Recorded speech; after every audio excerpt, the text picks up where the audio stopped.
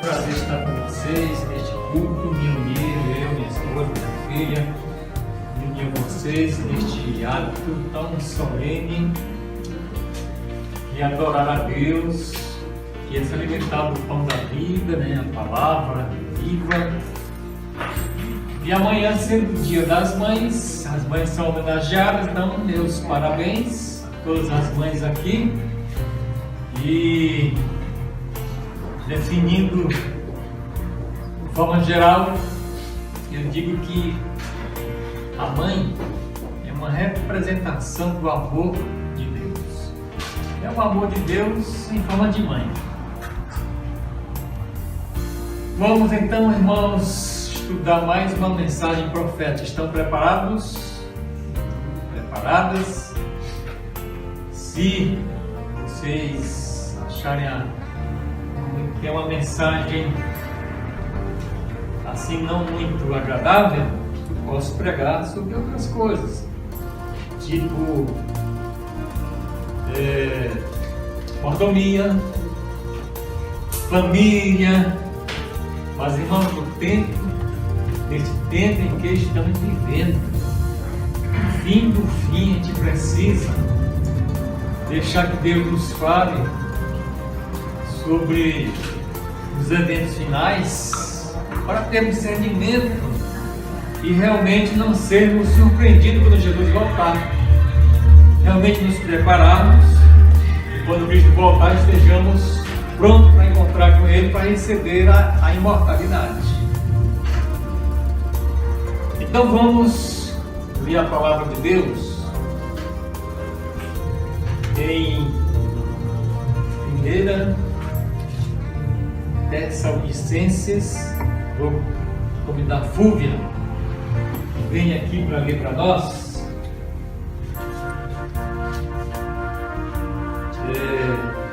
1 Tessalonicenses, capítulo 5, versos 4 a 7. Encontraram, irmãos? 1 Tessalonicenses 5, 4 a 7.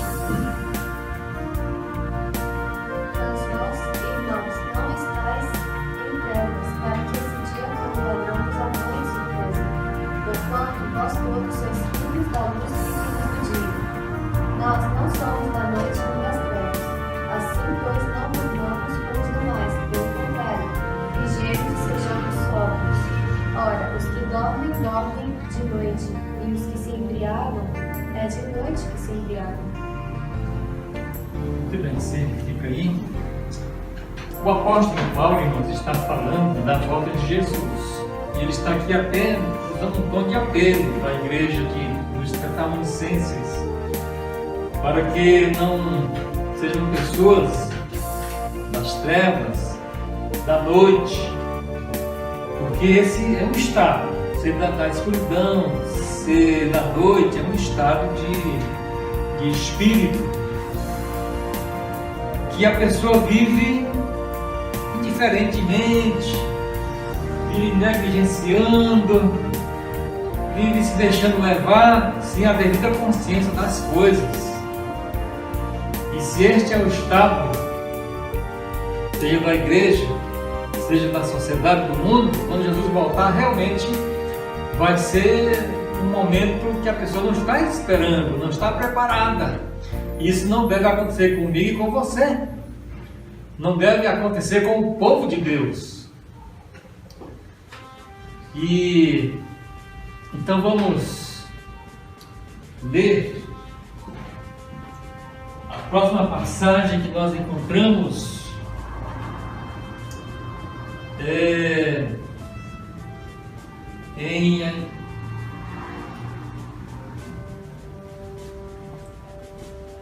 Nós vemos, agora vamos ler ainda em Tessalonicenses, só que agora a segunda carta, 2 Tessalonicenses capítulo 2, 7 e 8.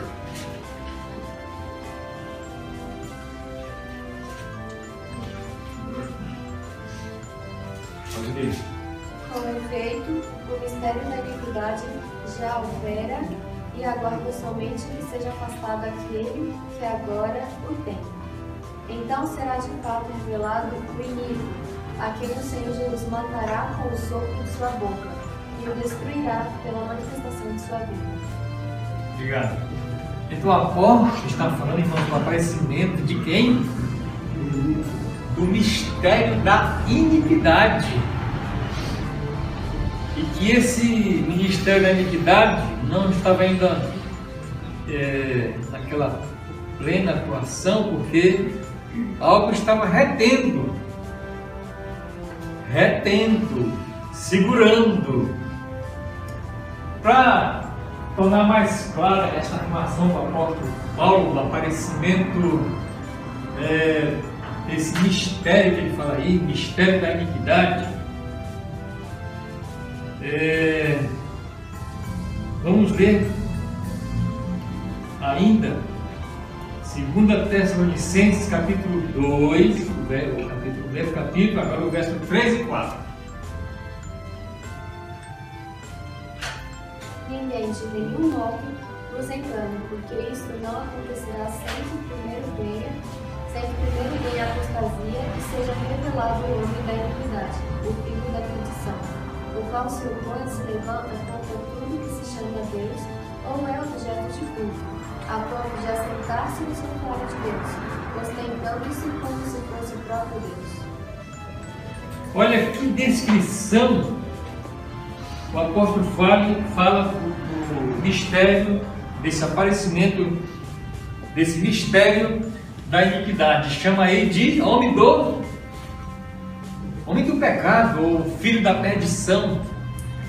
Olha a descrição que o apóstolo fala desse homem do pecado, esse homem, esse filho da perdição.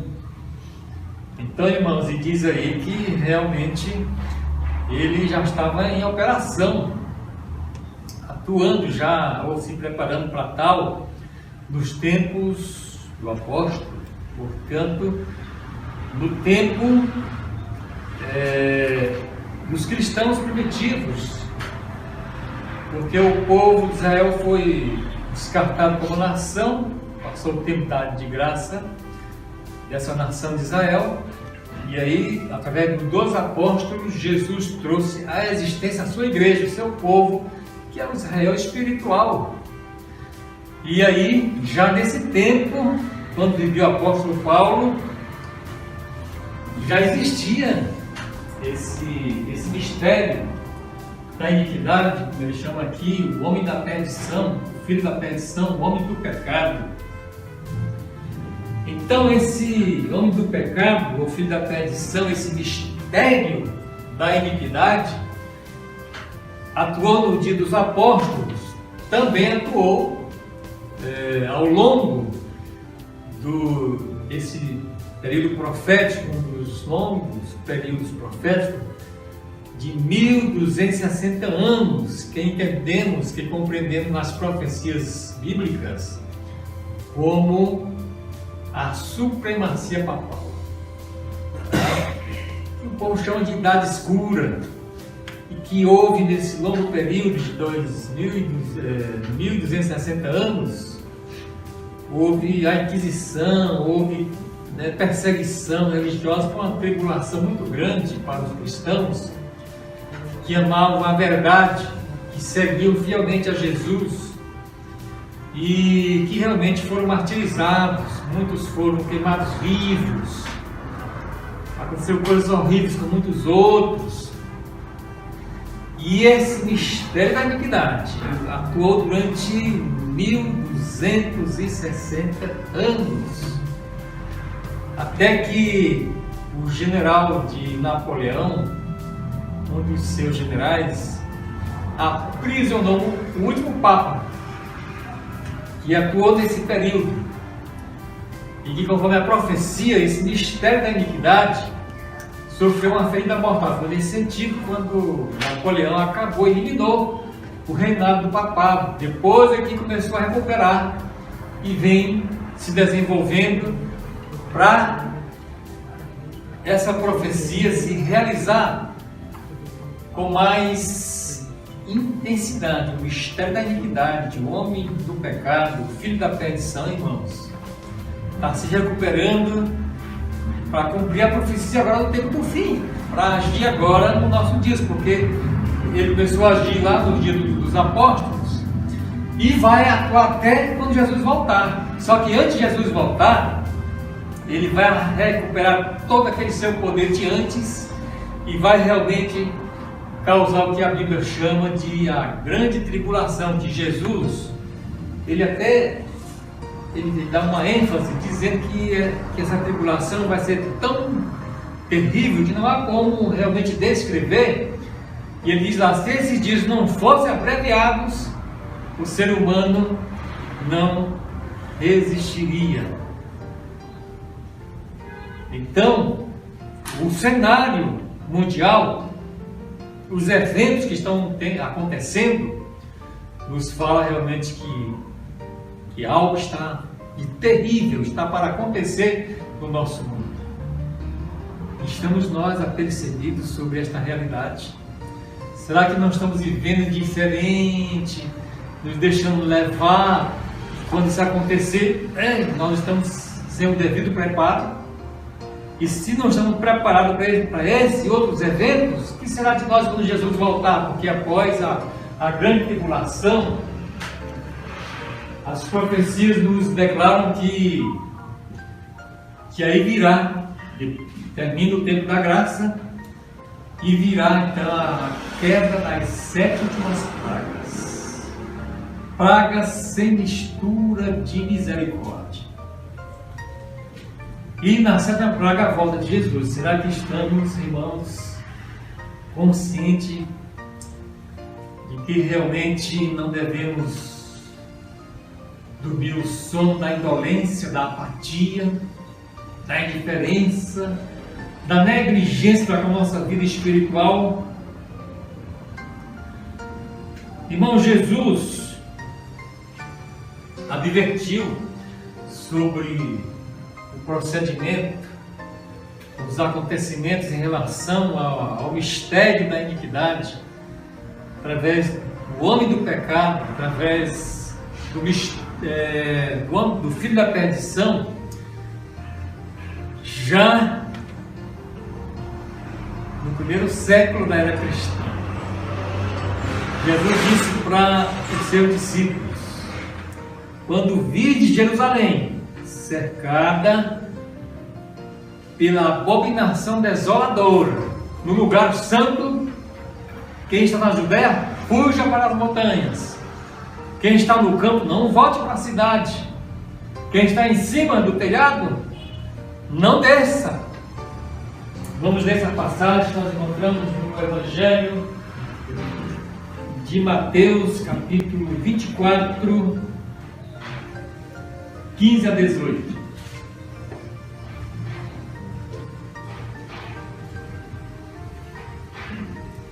Mateus 24, 15 a 18.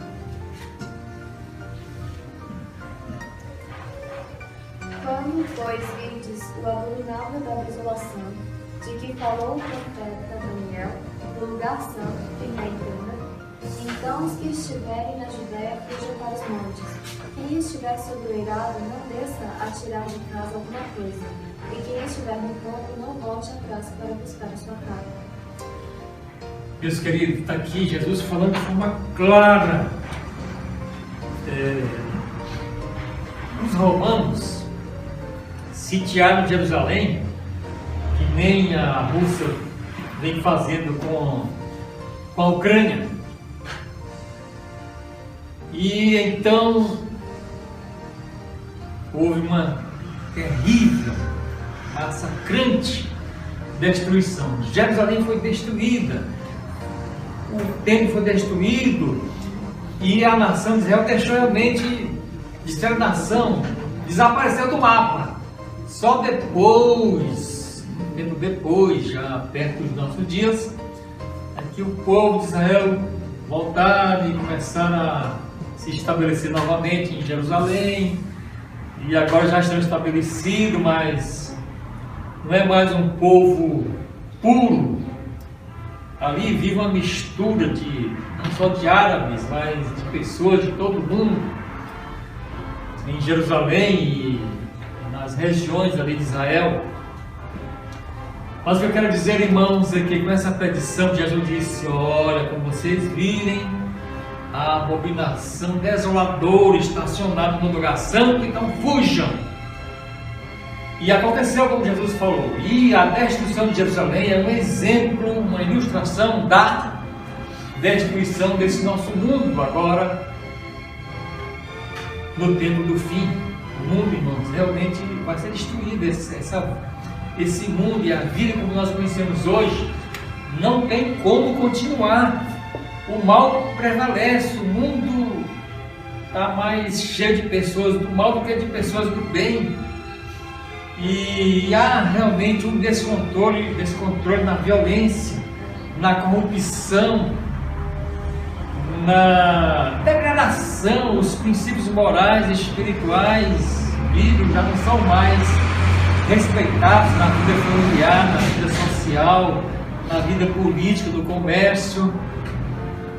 Então, o cenário está indicando que algo terrível vai acontecer.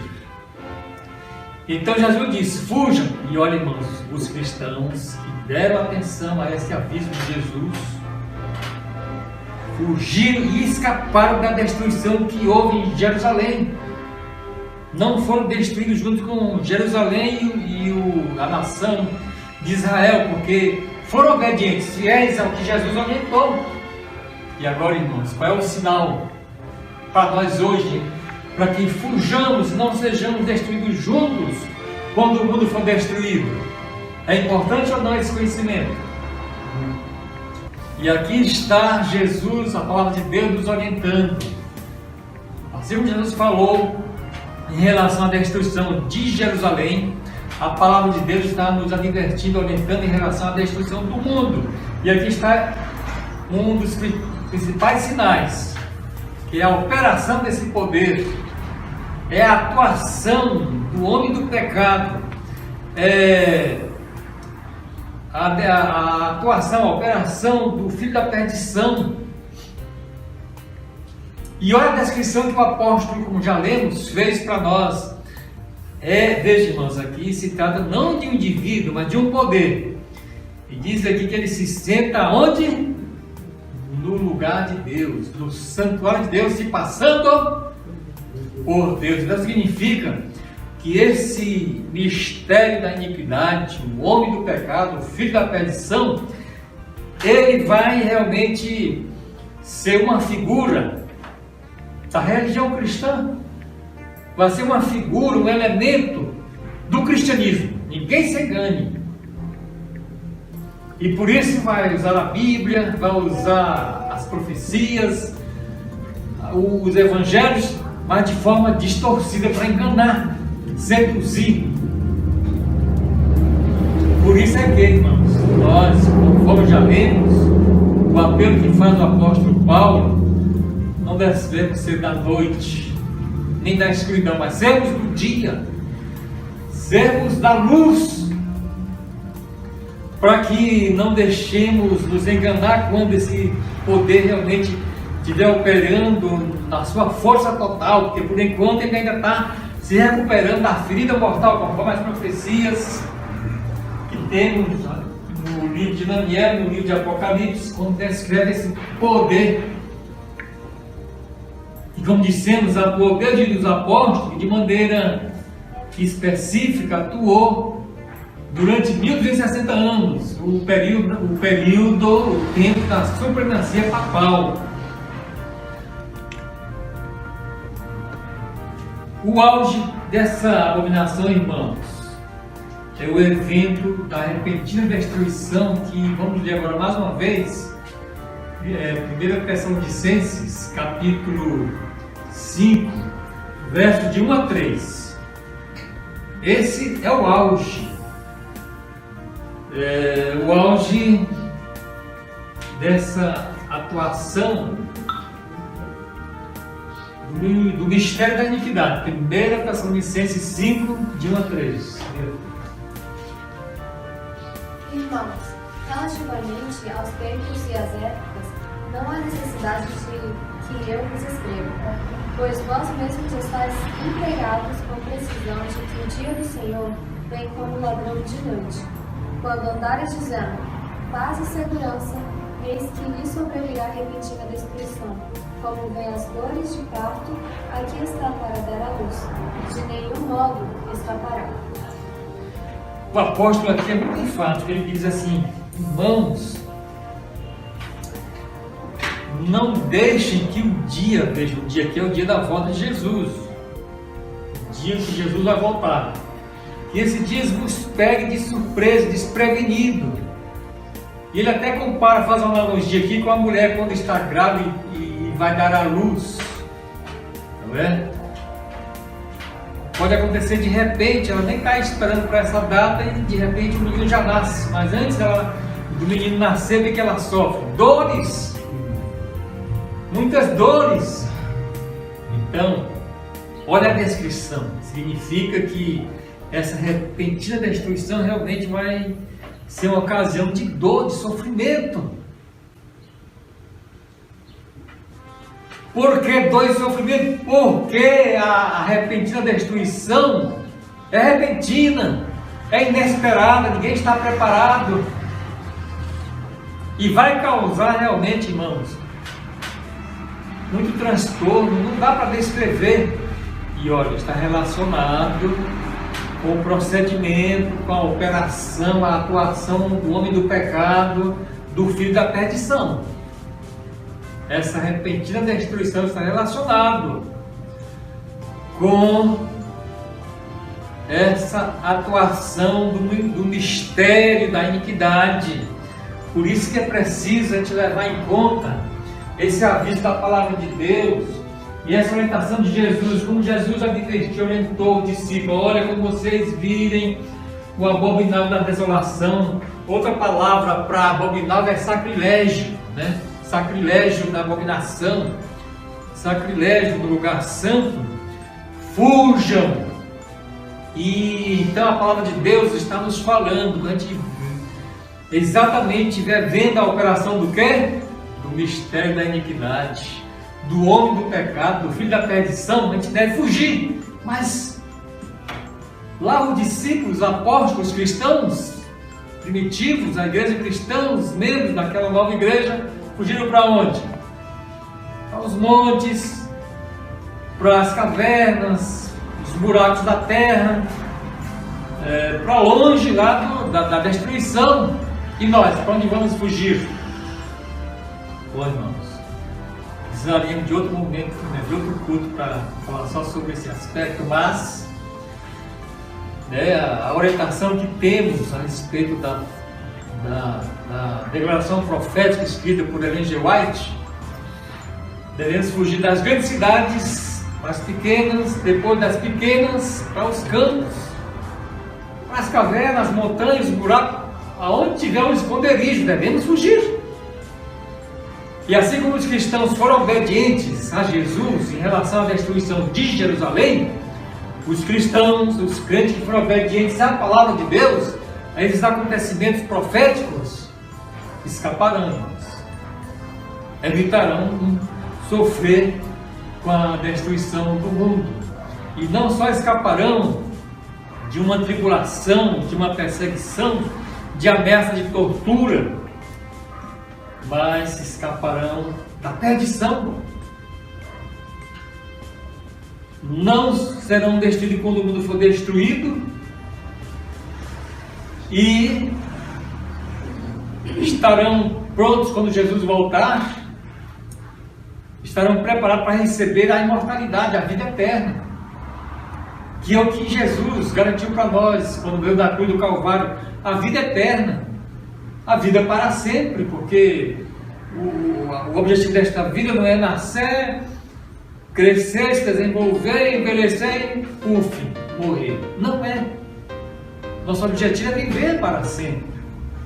Foi por isso que Jesus morreu por nós, para que tenhamos vida eterna.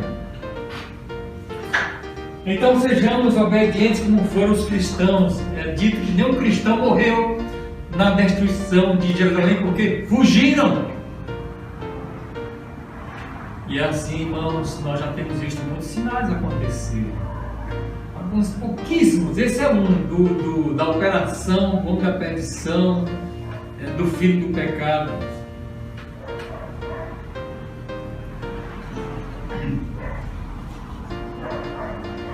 Isso, irmãos, vai acontecer após o evento do soltar dos ventos pelos anjos de Apocalipse 7, de 1 a 4. Vamos ler, Apocalipse 7, de 1 a 4.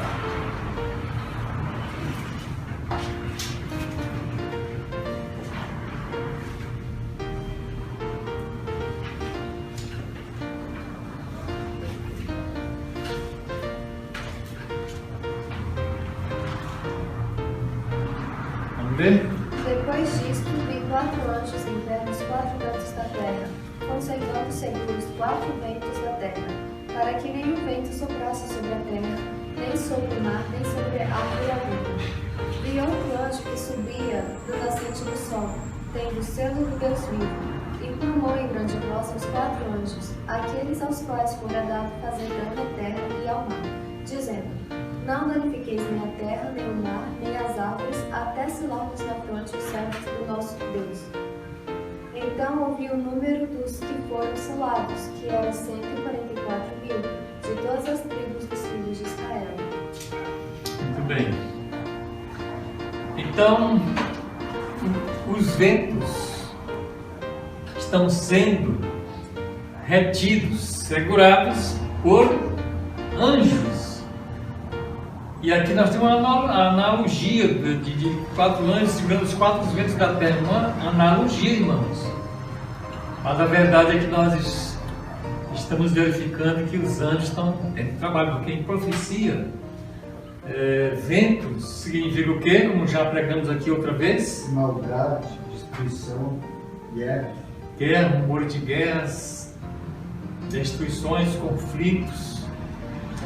E é o que se verifica hoje em dia nas sociedades, em todas as cidades, em todos os estados, onde a gente, no mundo todo, existe uma comoção, uma situação, pessoas se descontrolando e causando destruição e morte, pessoas tirando a vida umas das outras, pessoas banalizando a própria vida, a vida não tem mais valor. Sem falar realmente nas guerras que são terríveis, como nós estamos acontecendo, como estamos vendo acontecer lá na Ucrânia, a Rússia, não é? E há 7 nações que estão em guerras. Mas, irmãos, nós estamos vendo que os anjos estão tendo realmente muito trabalho, estão retendo, segurando. E qual é o propósito da palavra de Deus orientar e esses anjos estarem segurando, retendo esses ventos, ou seja, controlando no mundo todo esta situação péssima, ruim? Qual é o propósito de Deus? para que sejam selados os 144. Então, existe um processo de selamento em andamento. E realmente Deus está selando aqueles que estão realmente buscando a Deus, estão exercitando sua fé em Deus, na sua palavra. E ao mesmo tempo que existe um processo de selamento, existe também um processo de assinalação. Pessoas estão sendo marcadas, porque quem não é selado por Deus é marcado pelo sinal da besta, porque se tornam adoradores da imagem da besta, a sua imagem, e aí são marcados com o sinal da besta, e isso está caminhando para o seu clímax. Vai chegar no momento onde realmente só vai estar o grupo dos selados pelo selo de Deus e o grupo dos assinalados, marcados com o sinal da besta. Não vai existir existir mais igreja adventista do sétimo dia, batista, presbiteriana, luterana, testemunho de Jeová. Não vai existir mais denominação nenhuma. Só vai existir o grupo dos selados pelo selo de Deus e o grupo dos marcados, assinalados pelo sinal da besta. E olha, irmãos, para que haja esse selamento, existe uma obra de pregação do Evangelho, porque é pela pregação do Evangelho, é pelo ensino das verdades da palavra de Deus, profecias e tudo mais, que as pessoas são levadas a tomar sua decisão, a fazer sua escolha, ou se querem seguir a Jesus e sua verdade e receber o selo de Deus, ou se rejeitam a verdade de Deus, porque vão aceitar meias verdades da palavra de Deus, um evangelho incompleto, e aí vão ser assinalados, em vez de serem assinalados, serão marcados. Aliás, em vez de serem selados, serão assinalados, marcados com o sinal da besta. Porque ele não é selado com o selo de Deus, é marcado com o sinal da besta, com a marca da besta. E o contexto, irmãos, o contexto das 3 mensagens angélicas, Apocalipse capítulo 14, vamos passar para ver, tá? O contexto é o das 3 poderosas mensagens angélicas com a mais terrível advertência em Apocalipse 14, Apocalipse 14, capítulo de 6 a 12. Tá? Vamos ler esse texto, é meio longo, mas vamos ter paciência com essa leitura, porque nós precisamos entender realmente esse contexto das 3 mensagens angélicas para nossa orientação e também nossa escolha. Nós temos que fazer escolhas, porque é a verdade de Deus. Existe esse processo de selamento, Deus selando com seu selo celeste os que Ele vai levar, quando Jesus voltar, vai levar para o seu reino de glória, e ao mesmo tempo os que serão deixados e serão perdidos, os que são assinalados e marcados com o sinal da besta. Então vamos ler. Vi outro anjo voando pelo meio do céu, tendo o evangelho eterno para pregar aos que se assentam sobre a terra, e a cada nação, e tribo, e língua e povo, dizendo, em grande voz: temei a Deus e dai-lhe glória, pois é chegada a hora do seu juízo, e adorai aquele que fez o céu e a terra e o mar e as fontes das águas. Seguiu-se outro anjo, o segundo, dizendo: Caiu a grande Babilônia, que tem dado a beber a todas as nações do vinho da fúria de sua prostituição. Seguiu-se a estes outro anjo, o terceiro, dizendo em grande voz: se alguém adora a besta e a sua imagem e recebe a sua marca na fronte ou sobre a mão, também esse beberá do vinho da coleira de Deus, preparado sem mistura no cálice da sua ira, e será atormentado com fogo e enxofre, diante dos santos anjos e na presença do Cordeiro. A fumaça do seu tormento sobe pelos séculos dos séculos e não tem descanso algum, nem de dia nem de noite. Os adoradores da besta e da sua imagem e quem quer que receba a marca do seu nome. Aqui está a perseverança dos santos, os que guardam os mandamentos de Deus e a fé em Jesus. Amém. Meus irmãos, aqui nós temos um clímax destas 3 mensagens. Anjos significam mensageiros, ou representam pessoas que se consagram a Deus e levam a sua mensagem, a pregação do Evangelho e ensinam a Bíblia, como as doutrinas são na Bíblia, o ensino de Jesus, a verdade completa, sem querer enganar ninguém, sem ter interesse de explorar as pessoas para ter lucro financeiro, para ter vantagens terrenas. Não, a verdade é ensinada como ela é em Cristo, de forma clara. Então, anjos significam exatamente pessoas que se consagram a Deus e saem evangelizando o mundo, para que cada pessoa seja evangelizada e Jesus possa voltar. Mas existe um clímax nesta mensagem Vou pedir que a Fúvia leia esse verso, o versículo 9, desse capítulo 14. É o clímax dessas, o auge dessas 3 mensagens. Seguiu-se a estes outro anjo, o terceiro, dizendo em grande voz: se alguém adora a besta e a sua imagem e recebe a sua marca na fronte ou sobre a mão. O que acontece em seguida? Também esse beberá do vinho da cólera de Deus, preparado sem mistura do cálice da sua ira, e será atormentado com fogo e enxofre diante dos santos anjos e na presença do Cordeiro. Muito bem. Essa, irmãos, é a mais terrível advertência sobre um mundo impenitente. Um mundo que não respeita Deus, um mundo que quer saber de Deus, um mundo que desobedece, é infiel, é desonesto.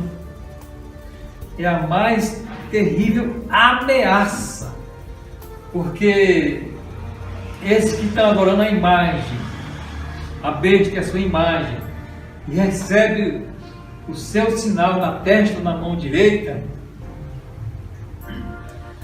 vão sofrer o quê? O castigo que Deus vai fazer cair sobre Babilônia.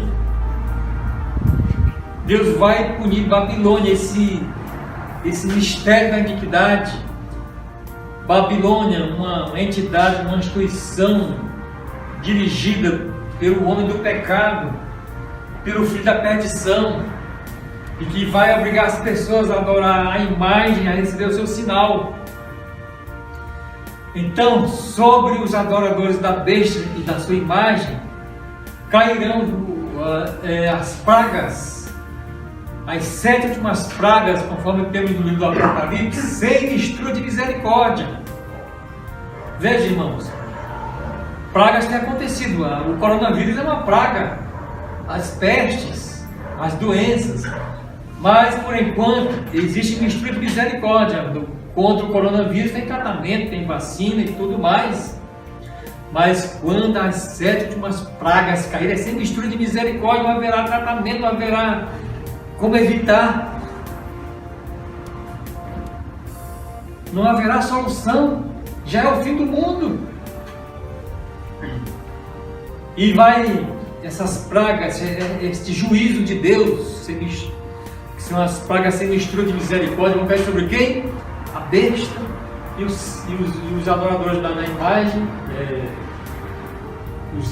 os adoradores, os seguidores da imagem da besta e da sua imagem, os que estão assinalados e marcados com sinal, com seu sinal.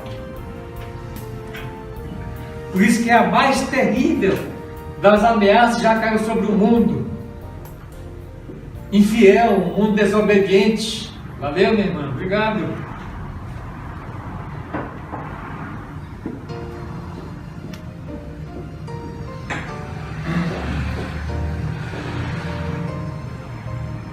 É ou não é, irmão? Vocês concordam comigo? Podem discordar. Mas a palavra de Deus é quem está anunciando, não sei o que estou inventando. A mais terrível das ameaças, das advertências. Por que Deus ameaça e Deus adverte? Porque Deus não quer que ninguém se perca. Deus quer que nós aceitemos Jesus como nosso Salvador e sejamos salvos, tenhamos a vida eterna. Agora, irmãos, o versículo 12. Temos que ler o versículo 12 desse capítulo 14. Aqui está a perseverança dos santos, os que guardam os mandamentos de Deus e retêm Jesus. Então, vejo aqui como a profecia e Deus especifica, o Espírito Santo especifica a vontade de Deus, que sejamos obedientes aos mandamentos de Deus, não obedientes a uma coisa assim, muito vaga. Eu obedeço Jesus, mas cadê? Guarda os mandamentos de Deus? Jesus disse, quem me amar, guarda os meus mandamentos. E quais são os mandamentos de Jesus? Os mandamentos de Jesus são aqueles mandamentos que Ele guardou em vida para ser o nosso exemplo. Os 10 mandamentos, conforme encontramos em Êxodo, capítulo 20. Ali temos os 10 mandamentos. Então vejam, não só fé, Não só obediência, mas fé e obediência. Quem obedece Jesus, quem tem fé em Jesus, obedece Jesus. Quem aceita Jesus como seu Salvador pessoal, aceita Jesus como seu Senhor, Senhor da sua vida. Meus queridos, temos aí mais um clímax, um auge dessas 3 mensagens. Assim como Deus tem uma terrível advertência, terrível ameaça, a maior ameaça que já veio sobre o mundo infiel, Deus tem uma mensagem, um convite de misericórdia, o maior convite. E o último convite, vamos ler Apocalipse 18, versículo de 1 a 4.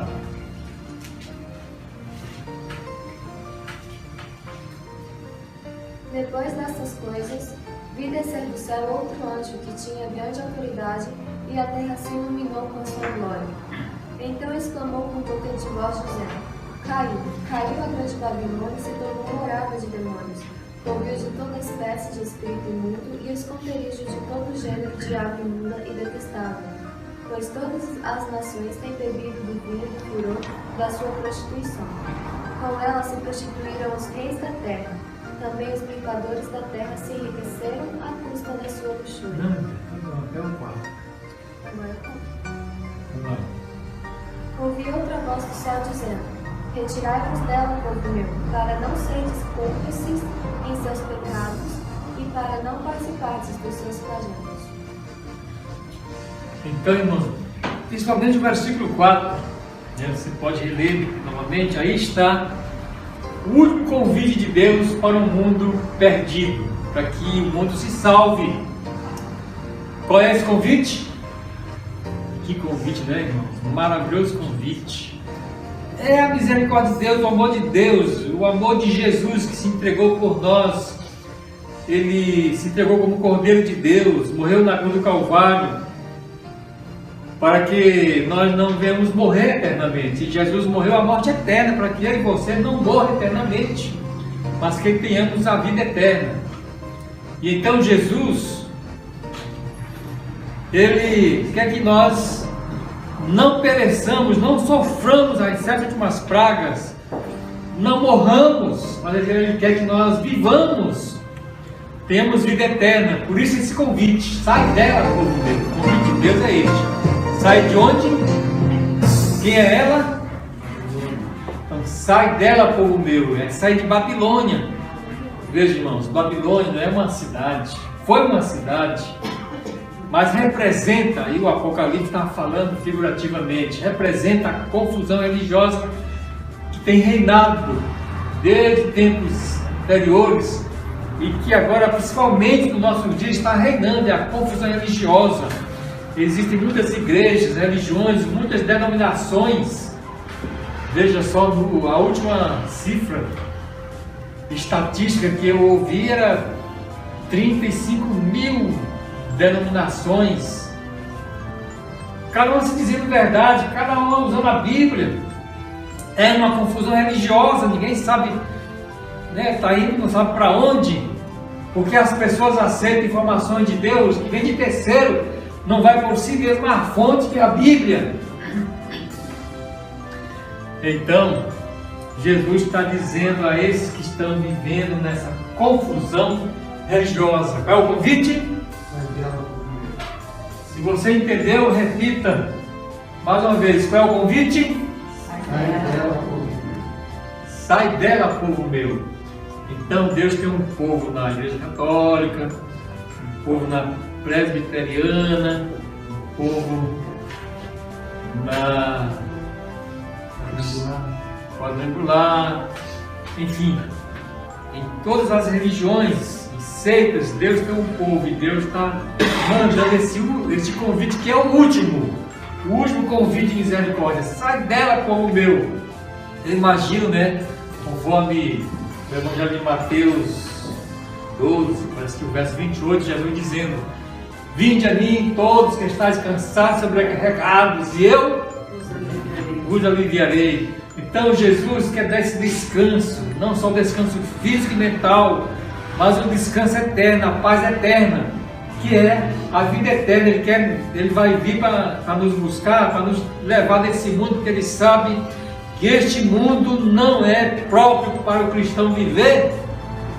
Por isso Jesus nos promete preparar moradas, mansões celestiais.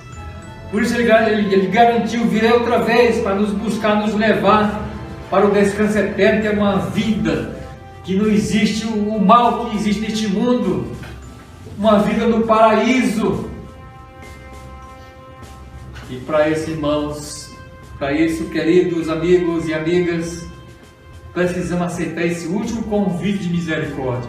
Sai dela, povo meu, para que não venhamos sofrer o juízo, vai sofrer Babilônia, para que não venhamos sofrer os juízos em forma de 7 últimas pragas, que vão sofrer os adoradores da besta e da sua imagem.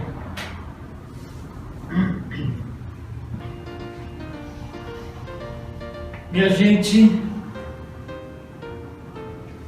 diante deste cenário, o que fazer?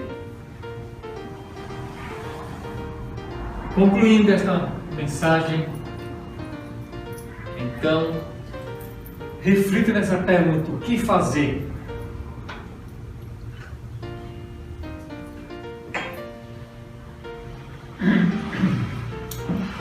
Como lemos, haverá uma repentina destruição. A vida de Jesus vai voltar, mas para muitos vai ser uma surpresa, e por isso uma repentina destruição.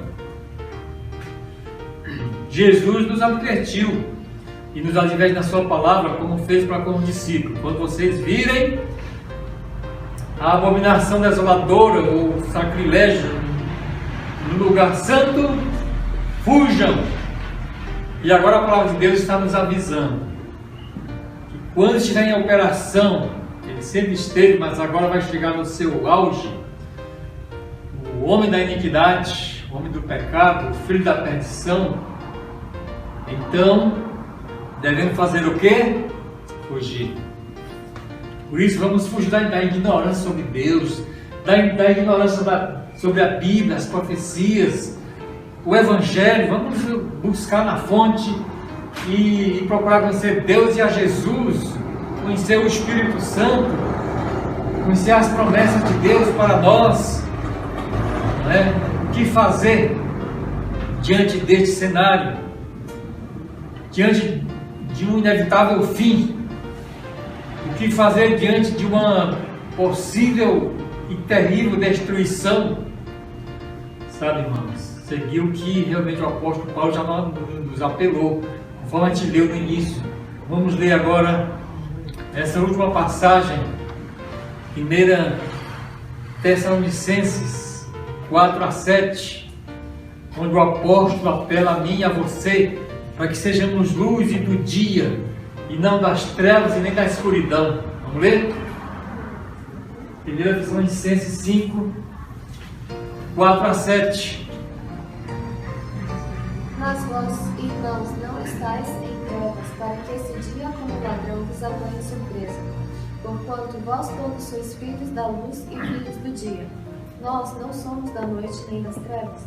Assim, pois, não durmamos como os demais, pelo contrário, vigiemos e sejamos sóbrios. Ora, os que dormem, dormem de noite, e os que se embriagam, é de noite que se embriagam.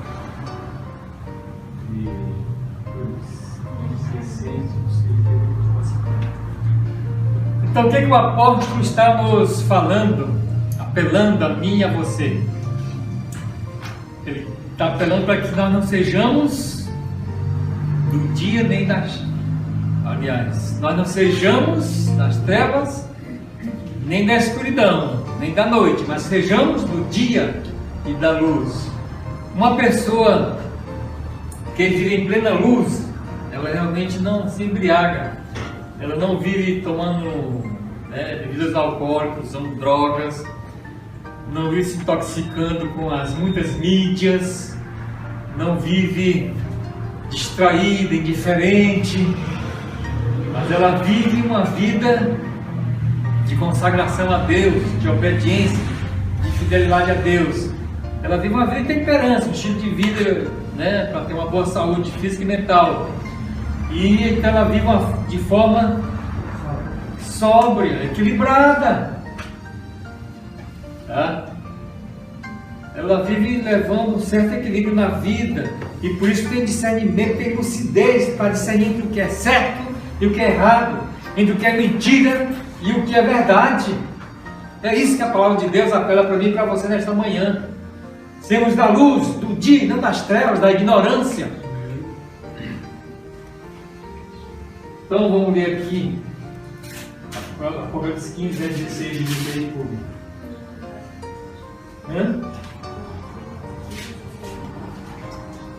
Apocalipse 16, 15. O que diz aí? É isso. Eis que venho como vem o ladrão.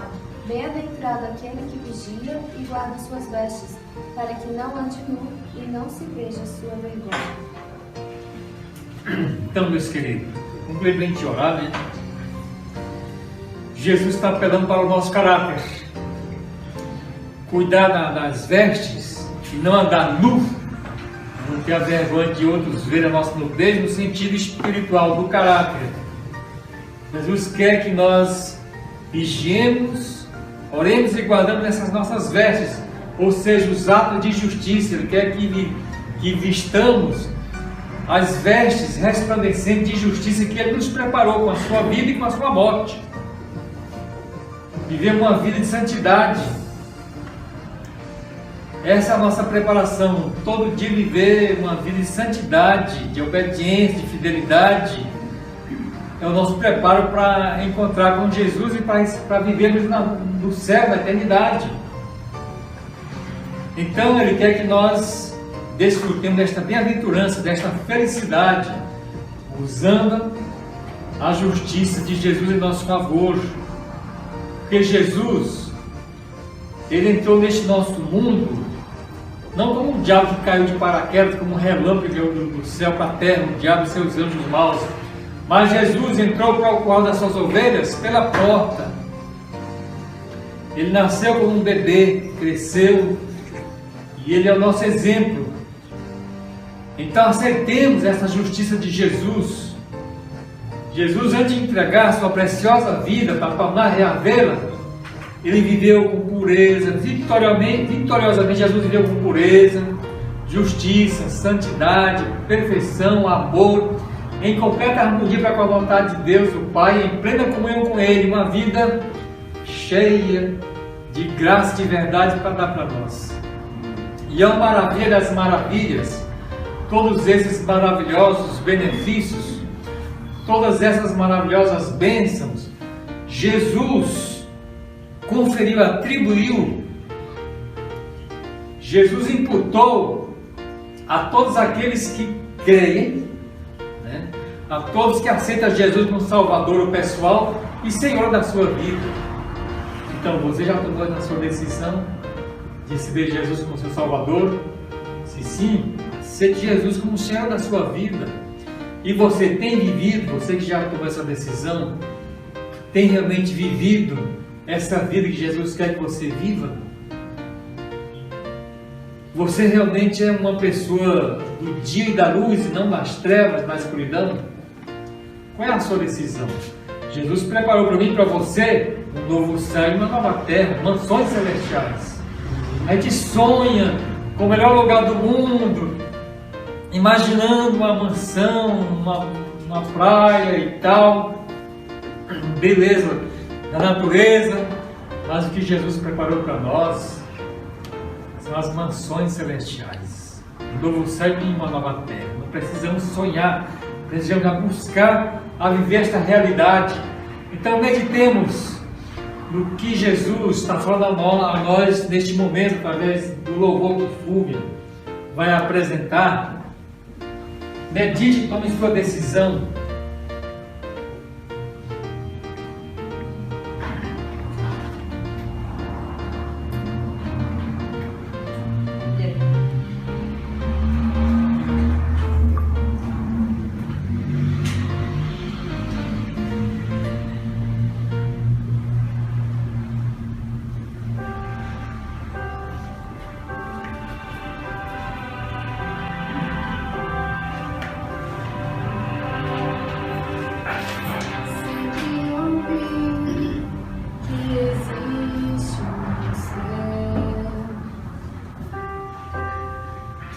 Jesus preparou pra mim,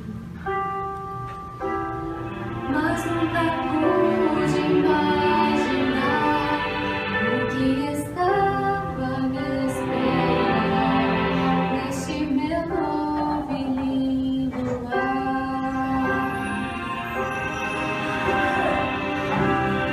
Belos jardins, lago de cristal,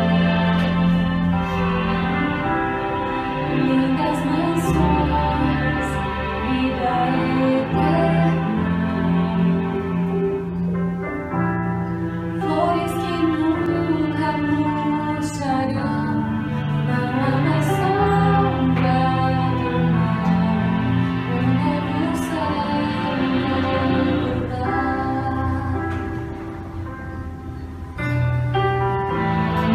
Eu não preciso mais sonhar.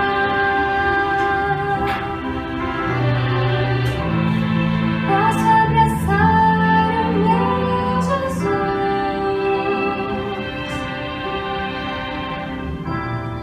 Posso tocar em sua mão, ver as feridas do amor, eterno amor que me salvou.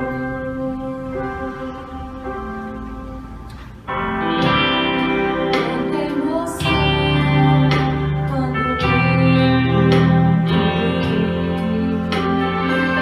amigos e irmãos, por quem sempre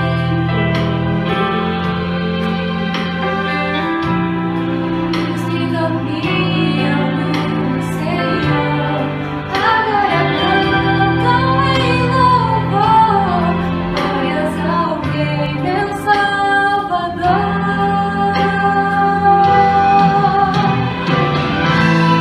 Eu não preciso mais sonhar.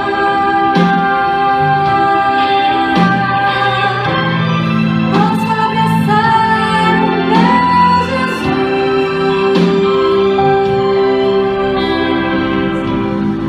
Posso tocar em suas mãos, ver as feridas do amor, eterno amor que me salvou.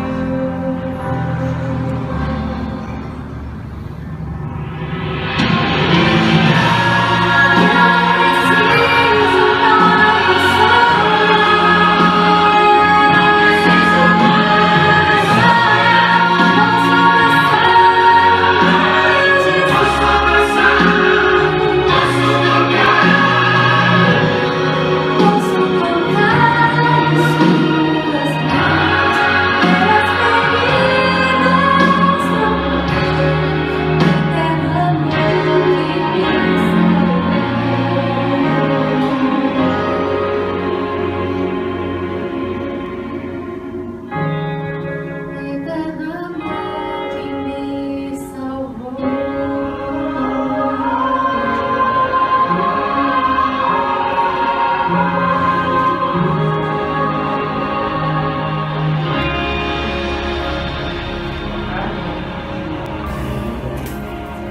Tomou a sua decisão de se consagrar a Jesus, receber Jesus em seu coração como seu Salvador, de fazer de Jesus o Senhor da sua vida, para viver uma vida de obediência, fidelidade, lealdade. Eu não sei como foi a sua noite, se você dormiu bem, se teve uma semana boa ou não, mas eu sei que Jesus falou a você nesta manhã, ao seu coração, ao meu coração, e espera que nós realmente façamos a nossa decisão de viver essa vida sendo luz, sendo da luz e sendo do dia, e viver vestido com as roupas que Jesus preparou, sua roupa de justiça. É essa a sua decisão? Diga amém? Amém. Então, confirme sua decisão, se ajoelhando para essa oração. Certa a sua decisão, senão você pode continuar sentado.